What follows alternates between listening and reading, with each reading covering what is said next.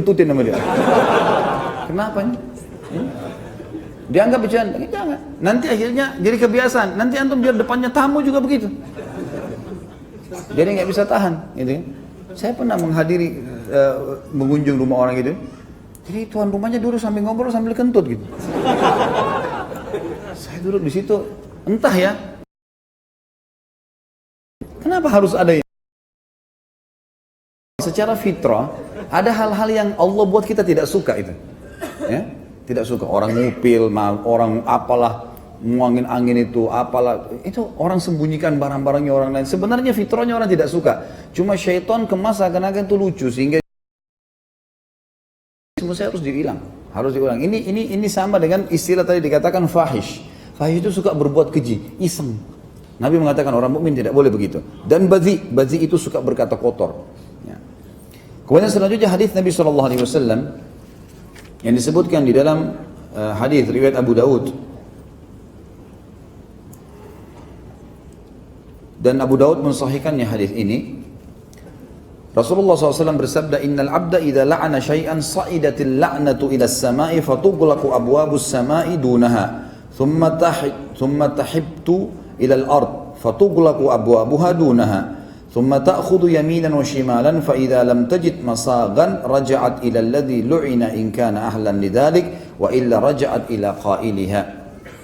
Sesungguhnya seorang hamba apabila melaknat sesuatu, orang kah, benda mati kah, apa saja, batu kah, pohon kah, hewan kah, apa saja, laknat itu mendaki atau naik ke langit, maka pintu-pintu langit ditutup di hadapannya karena tidak ada yang boleh naik ke Allah kecuali baik saja. Dalam Al-Quran Allah mengatakan, A'udzubillahi minasyaitonir rajim, ilaihi yas'adul kalimut thayyibu wal amalus salihu yarfa'u. Hanya yang naik ke Allah hanya kalimat baik saja. Jadi yang buruk-buruk Allah sudah tahu buruk, gak usah diangkat ke saya. Allah gak mau terima. Ditutupkan semua pintu-pintu langit. Jadi doa yang baik, ucapan yang baik, nasihat, yang santun, yang itu diangkat ke langit. Tapi semua yang buruk tidak ada. Kemudian ditutup pintu-pintu langit di hadapannya. Lalu laknat itu kembali ke bumi dan pintu-pintunya pun ditutup di hadapannya. Lalu ia mengambil ke arah kanan dan ke arah kiri, dan ketika ia tidak menemukan jalan, maka ia kembali kepada orang yang dilaknat apabila ia memang berhak mendapatkannya. Namun jika tidak, maka ia menimpa orang yang mengatakannya. Juga baginda Nabi SAW menyebutkan dalam hadis riwayat Muslim, Nabi SAW pernah menghukum seorang wanita atau perempuan yang melaknat untanya dengan memerintahkannya untuk melepaskan unta itu. Sudah bukan milik dia lagi, disuruh lepas unta itu. Imran ibn Husain berkata, Bainama Rasulullah SAW fi ba'di asfarihi wa imra'atun minal ansari ala naqa fadarijat fala'anatha fasami'a dhalika Rasulullah SAW faqala khudhu ma 'alayha wa da'uha fa innaha mal'unah. Ketika suatu kali Rasulullah SAW telah berjalan di suatu perjalanan beliau SAW, seorang wanita dari kaum Ansar, untanya terperanjat. Ini yang saya bilang tadi. Tapi tidak disebutkan lafaz apa yang diucapkan ya. Bisa kalimat laknat atau bisa yang lainnya. Dan itu didengar oleh Rasulullah SAW. Maka beliau bersabda, ambillah sesuatu yang ada di atasnya, di atas unta ini, dan biarkan, lepaskan dia, karena ia sudah dilaknat. Ia sudah dilaknat. Bayangkan ya, unta miliknya orang loh ini. Dia laknat untanya sendiri, Nabi suruh turunkan barang-barangnya, orangnya juga turun, untanya lepasin. Karena unta itu sudah dilaknat. Artinya ada doa buruk padanya. Ada doa buruk padanya. Hati-hati teman-teman. Ini banyak orang ucapin kata-kata yang tidak sadar. Saya tidak mau punya anak lagi dari kamu. Bahaya tuh. Akhirnya dia berharap istrinya hamil, gak bisa hamil-hamil. Dia lupa kalau dia pernah ucapin laknat itu. Ada solusi teman-teman. Kalau sudah terlanjur pernah diucapkan kalimat-kalimat buruk laknat begini, minta sama Allah petunjuk. Ya Allah, kalau pernah hambamu ini mengucapkan kalimat laknat, doa buruk untuk diri hamba, untuk istri hamba, untuk suami hamba, untuk anak-anak hamba, untuk harta hamba, ingatkan ya Allah dan ampunilah. Setiap kali kita terlintas, kayaknya saya pernah ucapin kalimat sial deh di mobil. Ya Allah, aku beristighfar dengan kalimat itu.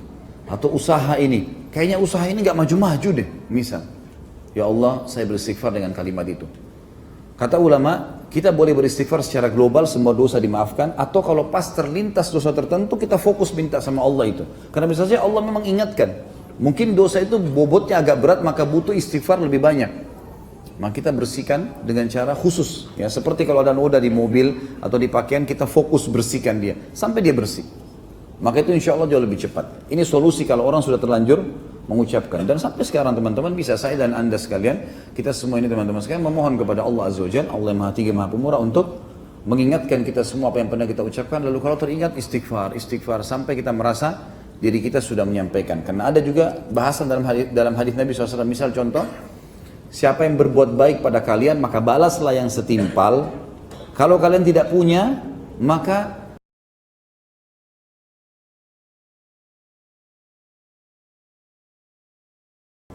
berarti sebagian ulama berijtihad mengambil dari hadis ini, orang kalau mau bersyukur kepada Allah, dia ucapkan jangan cuma satu kali alhamdulillah, dia terus alhamdulillah, alhamdulillah, alhamdulillah sampai dia terasa memang ada kepuasan hati, atau mendoakan orang lain, atau beristighfar dari dosa-dosanya. Nggak cukup dengan satu kali astagfirullah wa atubu ilaih. Mungkin dosa kita butuh 1000 kali istighfar, kita nggak tahu, gitu kan? Maka harusnya kita terus sampai merasa hati ini tenang, gitu kan? Agar kendala-kendala atau hambatan-hambatan ini diangkat oleh Sang Pencipta Allah Subhanahu wa taala. Ini juga bisa teman-teman jadikan sebagai bahan untuk muhasabah ya. Kalau mobil sering rusak, rumah sering bermasalah, sering bocor, sering bertengkar suami istri, apalah masalah-masalah, coba ingat-ingat, mungkin ada kalimat-kalimat yang kita pernah salah ucapkan. Ya Allah, aku beristighfar di setiap kalimat yang aku pernah ucapkan yang berbau laknat. Semoga engkau ingatkan ya Allah, aku bertobat, pandulah aku agar bisa membersihkannya. Allah lebih tahu bagaimana nanti kita melakukan pembersihan itu. Kemudian hadis yang lain, masih lanjutan sebenarnya, hadis Imran bin Husain, hadis tadi ini, Imran bin Husain radhiyallahu anhu, qala Imran, faka'anni anzuru ilaiha al-ana tamshi fin nasi ma ya'ridu laha ahad.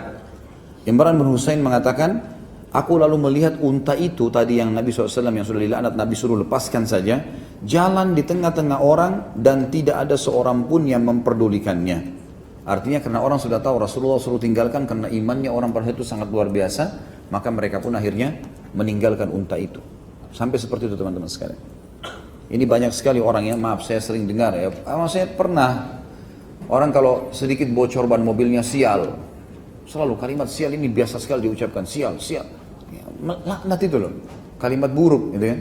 Hanya betul-betul mobilnya jadi sial.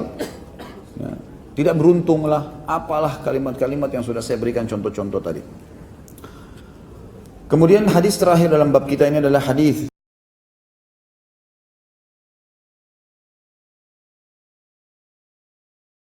besar. Tapi riba yang paling berat, artinya makna hadis ini di atas dosa riba ada, yaitu sengaja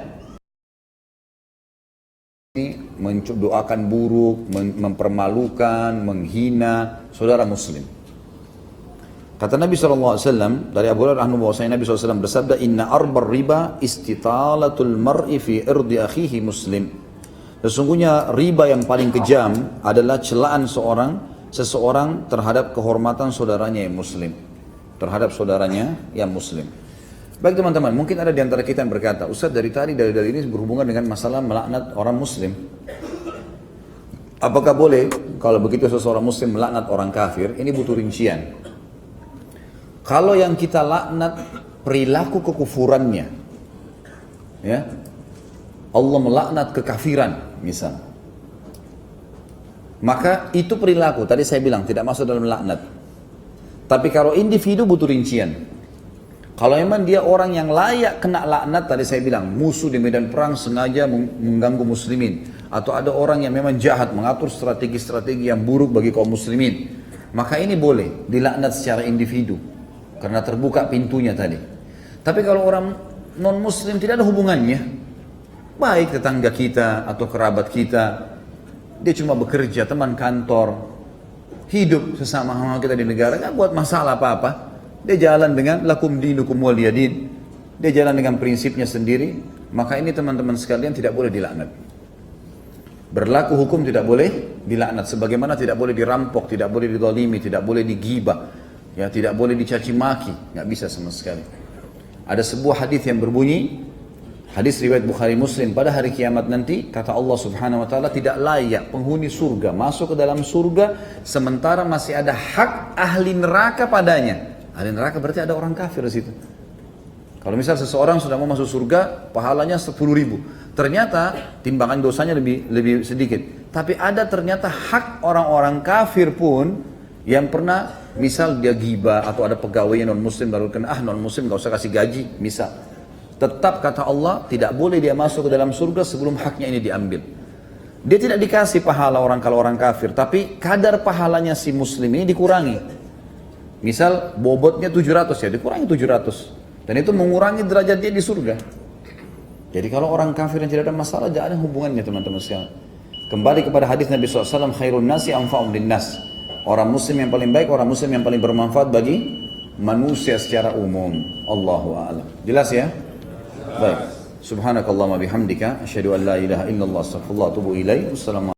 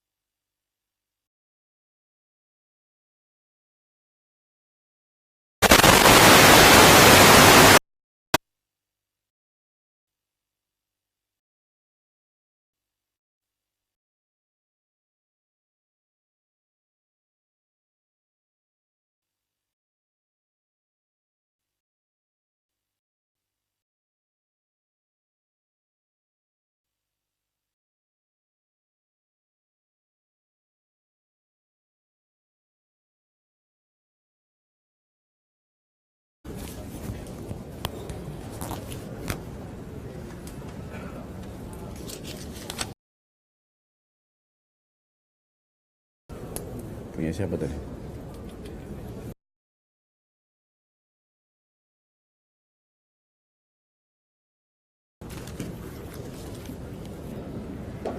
Assalamualaikum warahmatullahi wabarakatuh. Alhamdulillah wassalatu wassalamu ala rasulillah. Ini sudah disortir belum pertanyaannya nih? Tanya nanti lagi belajar laknat, tanya poligami. Jika memanggil teman dengan suku termasuk melaknat. Kalau misalnya teman kita dari Ambon atau dari Jawa atau Jawa awal sama saja, tapi Al-Qur'annya. Apakah melaknat seperti Israel yang memerangi warga Palestina? Kasus orang yang menghina Al-Quran adalah ini termasuk melaknat secara kan tadi kan? Apa mau tunggu itu? Dan tidak butuh penjelasan itu. Karena kan tadi saya bilang ya, kalau orang kafir jelas memerangi muslimin, layak dapat kalimat itu. Layak, perilakunya dan orangnya. Yahudi, ya, kata Allah kepada iblis, dan kau akan dapat laknatku sampai hari ya. Syaitan-syaitan dan iblis itu. Jadi itu insya Allah masuk di dalamnya syar'i. Bagaimana jika melaknat tidak disebutkan tapi di dalam hati? Atau tidak? Ini malah bin niat. Jadi Allah lebih tahu niatnya. Apakah kita boleh melaknat seorang yang murtad? Ya, boleh. Nanti ngorek-ngorek ayat ilmu pengetahuan, gitu kan? Mantunya. Dari mana ini? Mantu Zaid bin Haritha itu sayang sama dia, diangkat dan mahram bagi Nabi SAW, Zainab binti Jahash. Anak adalah hubungan darah daging, seorang pegawai, seorang hamba sahaya tadinya, kemudian dibebaskan Nabi SAW, maka anaknya, mantan istrinya jadi bukan mahram memang. Sama dengan pasangan paman kita, ya. Istri paman, itu bukan mahram loh. Karena kalau cerai sama paman kita, boleh menikah sama ponakannya ini. Kecuali kalau mantan pasangan ayah kita, ibu kita, itu nggak boleh sama sekali. Dilarang dalam hadis Nabi SAW, dilarang dan diharamkan menikah dengan pasangan orang tua. Dan ada kalau salah di bahasan Rasulullah, sikap kita jika melihat latihannya. Ingatkan kalau itu tidak boleh. Dan meminta hidayah lebih baik. Tertadi. Dia tidak akan keburukan sementara kita tertadi, ini boleh juga. Tetapi akan selesai hanya dengan batas baik ya Allah supaya kembali ke agama. Dan Imam Madzhabi masukkan dalam dosa besar, gitu kan? Maka ini tidak boleh sama sekali, sebaiknya jangan diucapkan, lebih baik ucapkan kalimat yang baik. Kan sudah ada hadis yang menjelaskan ya, kalau terjadi sesuatu yang kita tidak inginkan dan sudah terjadi, kita mengatakan apa? Qaddarallahu ma syaa fa'al. Allah sudah takdirkan dan Allah inginkan seperti itu. Atau kita ucapkan kalimat istirja, inna lillahi wa inna ilaihi raji'un. Kami milik Allah, kami akan kembalikan saya dalam baik darinya. Adakah ucapan yang diperbolehkan untuk melaknat dengan tujuan mendidik atau memberi pelajaran agar ucapan tersebut dapat masuk ke dalam perasaan orang tadi? Saya tidak jelas seperti apa ini. Ya. Tapi yang jelas, siswa kita di sekolah nakal di sini ya. Kenakalanmu ini nanti kamu bisa dikeluarkan dari. Tapi kalau kita mengatakan kamu, ya, dan Rasulnya, ya, tidak terucap secara lisan, selalu mengucapkan kalimat-kalimat ini karena susah. Nanti kalau Allah buat betul tidak cocok gimana? Janganlah seseorang di antara kalian menghardik-hardik istrinya, ya, segala macam kalimat diucapkan sama dia, apalagi sampai memukulnya, kemudian di malam hari dia menggaulinya. Sesuatu yang aib, memalukan buat kita. Untuk apa? Gitu kan? Harus bisa mengontrol. Setiap suami, setiap istri harus bisa mengontrolnya. Tapi kalau kita bilang, hati-hati loh, perilakumu ini bisa mendatangkan laknat malaikat. Kan peringatan. Lain, perbuatanmu salah, mendatangkan ini, lain itu nggak ada masalah. Itu kan boleh seorang suami mengingatkan, hati-hati, meninggalkan ranjang suami kena itu nggak ada masalah. Tapi kalau lebih baik jangan dijauhi ya, karena berbahaya. Berbahaya. Kalau pernah kita lakukan teman-teman, saya sudah bilang tadi, perbanyak istighfar kepada Allah SWT. Apakah diperbolehkan melaknat tetapi ucapkan kecuali ia tidak berhak mendapatkan laknat itu? Sama saja membolehkan. Misal tidak buat dosa dilaknat, yang merangkap ya. Ini mohon diwafatkan berhubungan dengan masalah itu ya, Islam ya. Karena ada memang dalam doa tawaffani muslimin wa tawaffani musliman, itu kan ada dalam ayat Al-Qur'an. Kita meminta lebih baik khatimah. Nanti Allah mau di depan Ka'bah kah, mau di atas ranjang kah, mau di mana, kita nggak tahu gitu kan. Yang jelas itu insya Allah lebih baik kita minta secara global. Tapi minta mati di namanya mobil tua. Datangnya dulu ke gubuk saya. Datanglah dulu ke gubuk saya. Padahal rumahnya mewah atau lumayan. Untuk apa datang ke gubuk saya ya? Baru mau dianggap itu merendah. Lihatnya merendah atau enggak tuh? Kalau saya lihat bukan merendah. Karena dia mau buat nanti temannya pada saat datang kaget. Kamu bilang gubuk ternyata. Nah. Benar nggak? Baik. Nggak usah. Silakan datang ke rumah. Yang gini loh, yang terang-terang saja, yang pasti-pasti aja. Main ke rumah ya. Sunnah Rasulullah ziarah ke rumah saudara Muslim. Selesai. Nggak usah bilang gubuk saya. Atau ada juga orang gubuk datang ke rumah mewah saya dibalik. Apa yang dilihat itulah dia. Perkataan yang diucapkan ya itulah. Semuanya jelas bagi dia. Halal, halal, haram, haram. Juga kita menggunakan kata laknatullah. Tadi, punya iblis, itu Allah kepada syaitan. Buruk. Bisa semoga Allah hancurkan. Kalau tidak layak, kembali ke pengucapnya kan. Semoga Allah kembali ke dia semua. Dasar berbuat satu perbuatan dengan perilaku, itu perbuatan untuk orang beriman tidak ada. Termasuk, bagaimana jika orang yang berkata, apa ini? Kepada anaknya sendiri dan terlalu sering karena anak bandel atau bodoh dalam pelajaran, apakah anak itu termasuk kena laknat? Bagaimana solusinya agar ibu saya tidak melakukan itu? Tentu saja, ini yang kita bilang ya, kata-kata orang tua kepada anaknya, pasangan hidup kepada pasangannya, atau ibu ucapkan itu lebih baik. Tentukan keputusan itu untuk menghilangkannya. Apakah mendoakan semoga Allah segera menyegerakan bala? Salah satu celah boleh kita mengucapkan doa yang buruk, doa agar dihukum, maksud saya di sini tanda kutip ya buruknya. Ada orang yang utang tidak mau bayar, kita sudah tagih berapa kali dia nggak mau, pura-pura sengaja lari, atau orang menipu, atau orang pernah mencuri, orang suka menggibah, menceritakan aib kita.